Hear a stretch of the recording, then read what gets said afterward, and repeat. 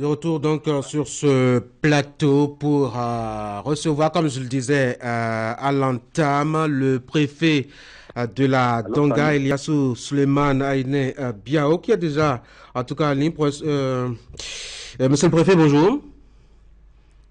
Quelques difficultés là à joindre donc le préfet de la Donga. Je rappelle que tout à l'heure, vous aurez à suivre la revue de presse de Assiongon Kaï à Assiongon, qui nous fera un peu le point de l'actualité telle que relayée par les quotidiens dans leur production. Ce matin, il y a un seul sujet au menu, le CEP, le déroulement commence aujourd'hui sur 3 jours. Le préfet est déjà en ligne. Monsieur le préfet, bonjour. oui. Bonjour, monsieur Tanguy. Merci d'avoir décroché notre appel. Monsieur le préfet, vous êtes Eliassou Suleiman Aïnebiaou, vous êtes préfet de la Donga, département qui accueille le lancement officiel ce matin de l'examen du certificat d'études primaires. Monsieur le préfet, quels sont les premiers sentiments à l'idée que c'est votre département qui accueille l'événement? Merci, monsieur le journaliste. Les sentiments qui m'animent ce matin sont ceux de la joie. Parce que pour la première fois, que le département accueille le lancement officiel et, comment dit-on, dirigé par le ministre de l'enseignement maternel et primaire lui-même. Oui. Et donc, nous sommes actuellement en train de s'activer pour mettre les petits plats dans les grands afin que les épreuves se déroulent normalement. C'est ça. On est en train de contrôler par salle les effectifs et des présents et constater les absents. C'est ça. C'est avec bonheur que nous constatons qu'il y a très peu d'absents et que tous les candidats sont déjà en salle et très bien aguerris pour affronter les épreuves. C'est ça. Voilà. Donc, la joie est celle qui nous anime actuellement. C'est ça. Et à travers ce que nous avons vu dans le département. Monsieur le préfet, qu'attendez-vous justement après ce lancement de l'issue de l'examen du CEP? Nous attendons que du succès, monsieur le journaliste, parce que nous sommes convaincus que les enfants sont bien préparés, l'année n'a pas été perturbée et il n'y a pas eu de mouvement de grève, donc les cours se sont déroulés normalement et les meilleurs élèves vont pouvoir tirer profit de leur présence, de tout ce qu'ils ont appris, donc, et donner le meilleur d'eux-mêmes à cet examen qui va leur permettre, va leur ouvrir la porte d'accès au collège. Mais monsieur le préfet, avons des problèmes, oui. des problèmes d'effectifs au niveau de nos CEG.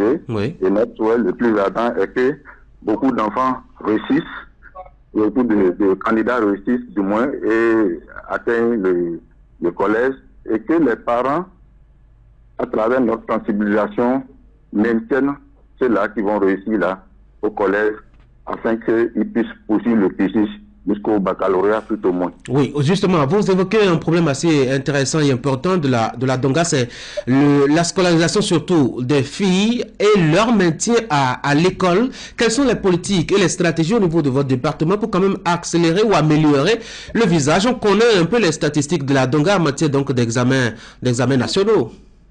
Merci, M. Tanguy. Effectivement, les statistiques ne sont pas très bonnes par rapport au département de la Donga, surtout par rapport aux jeunes filles, parce qu'une fois la puberté amorcée, les parents ont une compréhension erronée de l'islam ici, que c'est la religion qui domine, et on sort l'enfant pour la marier, parce que pour les parents, selon l'islam ou le livre saint, une fillette ne doit pas voir 2 fois ses menstrues auprès dans la famille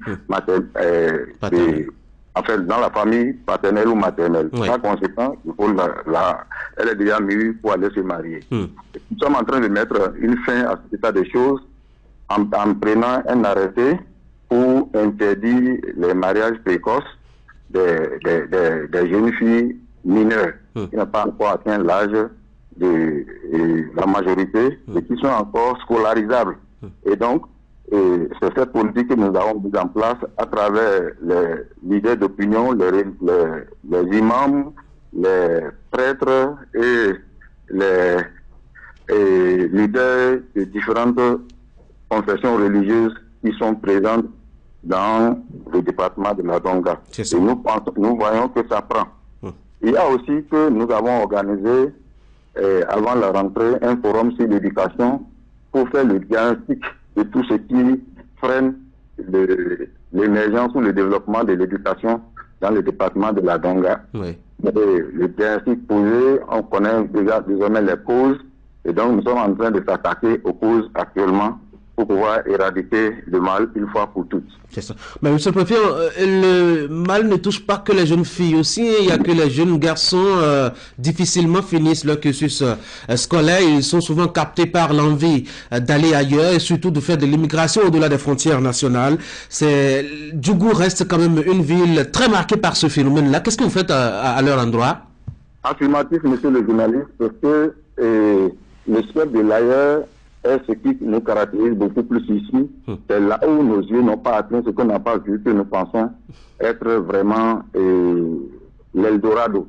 Et par conséquent, il faut aller au Niger, il faut aller en Algérie, il faut aller au Koweït, il faut aller dans les pays du Golfe arabo-persique pour à la recherche d'une hypothétique ou d'un hypothétique bonheur qu'on ne trouve jamais. Finalement, c'est la désillusion qui sanctionne ces départs-là. Et quand les gens, une fois ils quittent l'école ici, ils reviennent, ils ne peuvent plus reprendre les cours parce que la majorité, l'âge de la maturité ayant été atteint, donc ils ne peuvent plus continuer. Et voilà, bonjour les dégâts, nous avons beaucoup de cas sociaux qui sont là, des gens qui n'ont plus rien à faire. Et puis ça donnait à un apprentissage d'un métier aussi devient difficile. Donc, on a de sérieux problèmes dans le département pour ça, parce que, comme je vais toujours, comment dit-on, récriminer, le département fournit beaucoup de main-d'œuvre aux ménages du sud, au sud du pays, comme aujourd'hui dans les pays du Nord, au Niger et consorts. Ils voient les fillettes pensent qu'on paye mieux là-bas et abandonnent le pays pour aller en exode, pour aller en immigration dans les pays dont je viens de citer les noms. Donc, nous sommes en train de... C'est un fléau vraiment qui freine dangereusement le développement de chez nous, parce que les bas valides sont en train de vider le département, alors que nous avons les terres les meilleures ici pour vraiment produire les produits aujourd'hui recherchés, le soja, l'anacadie et tout ça encore. Donc, voilà, c'est une question de reconversion de mentalité en fait, et comment il faut changer la mentalité de nos populations. Ça devient difficile.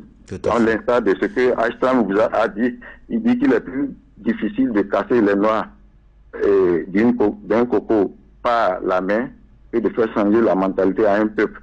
Mais nous y attelons, nous faisons ce qu'on peut faire pour que les gens puissent comprendre que vraiment ce qui se fait là, il n'y a que nous pour pouvoir développer chez nous. Et qu'il faut maintenir les enfants à l'école pendant qu'ils sont encore en âge scolarisable et maintenir les jeunes filles, parce que le développement, c'est tout le monde qui doit pouvoir contribuer à cela.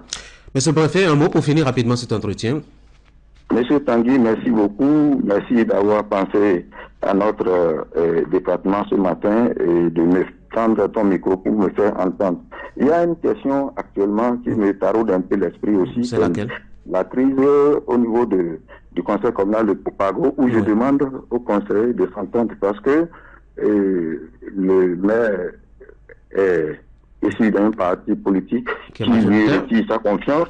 Les conseillers aussi ont dans leur majorité écrit pour demander que le maire dépose son tablier. Et donc, nous sommes en train de gérer cette situation-là.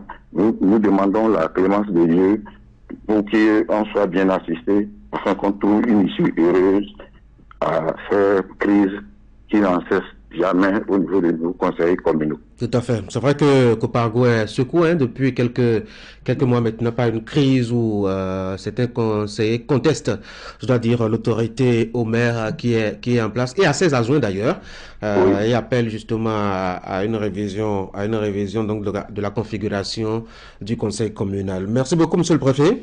Merci beaucoup, merci. Moi, je voudrais que l'autorité de tutelle que je suis n'en ait pour rien. Je ne suis pas là pour bloquer l'application de la loi. Et dès que les circonstances sont remplies, j'applique la loi. Tranquillement. Bon, ben, on va vous souhaiter beaucoup de courage, monsieur le préfet. Merci. Merci d'avoir été en ligne et surtout bonne journée, bonne concentration sur les candidats là-bas. Bonne chance à eux d'ailleurs, vous le direz, de la part de Canal 3 Bénin. Je ne manquerai pas. Merci beaucoup. Bonne journée. Bonne journée à vous. Merci, oui. Retour à Cotonou pour le dernier acte sur l'actu matin, c'est la revue de presse. Je rappelle que c'était Eliassou Suleiman Aïne Biao qui est le préfet de la Donga. C'était lui qu'on avait au téléphone. Voici la revue de presse d'Asion Kanyassion.